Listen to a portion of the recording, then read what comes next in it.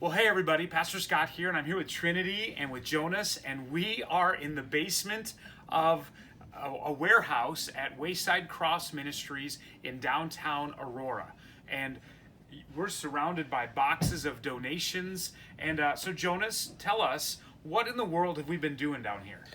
We've been unpacking all of these donations, and we've been setting them aside so they know what to sell and what to give to charity and whatnot. Okay, awesome. And how would you describe what we've been doing? So, like Jonah said, we have been unboxing. We have been putting them on shelves for some people to tag and then put them in like a thrift store type of thing.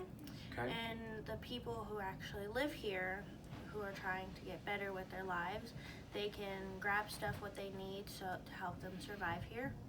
Okay, awesome. And so we've been rubbing shoulders at times with some of the men who live here. And Jonas, what have you kind of seen or begun to understand about the men that we've been interacting with? I understand that life is tough and that sometimes you just have to put everything out there and get back up on your feet, and that's what they're all doing here. Okay. They're trying to get better and recover from what happened to them. Okay. And so we've understood that there's at least 60 men on the top floor. There's probably 40 other men that are going through a program of recovery from either drugs or living as a homeless person. And what have you thought about these men? What are just kind of some first impressions of the men you've interacted with? Well, a lot of the guys that I've met here, they've been so nice, so sweet. They're very welcoming here. They love the help. They're really taking it very seriously about wanting to get better, get their life back on track. They really want to change how they look at life and not just go back to drugs or living outside and not having anybody. And they want people to be behind their back and supportive. Okay. Jonas, we saw a couple, we've seen men that are just doing what we're doing, right? They're moving upstairs right now. They're moving objects around to get ready to go to one of the 3 thrift stores, 2 that are open, a third one that they're going to be opening. So we've seen that side of it, but we also saw 2 other businesses or training processes. Do you remember either one of them that some of the men are involved in? I do not.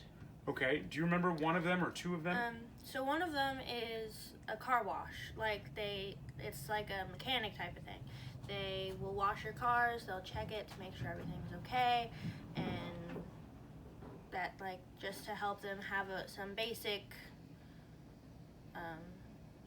maybe training to become a car detailer. Yeah, they were training. washing, waxing, vacuuming, detailing, and they said it's normally like $150 job, but they do it for $85. And so the money that's spent on the car detail then goes right into helping the men pay for their food and their electricity here at the ministry. The other, do you remember the other job training? The other one is building mechanical type stuff, like building types of machines or fixing machines that kid toys that are broken. They try and fix them just so they have some basic knowledge of how to do things. And they do have a program to once they finish out some of the spots here, then they can get an actual job and work.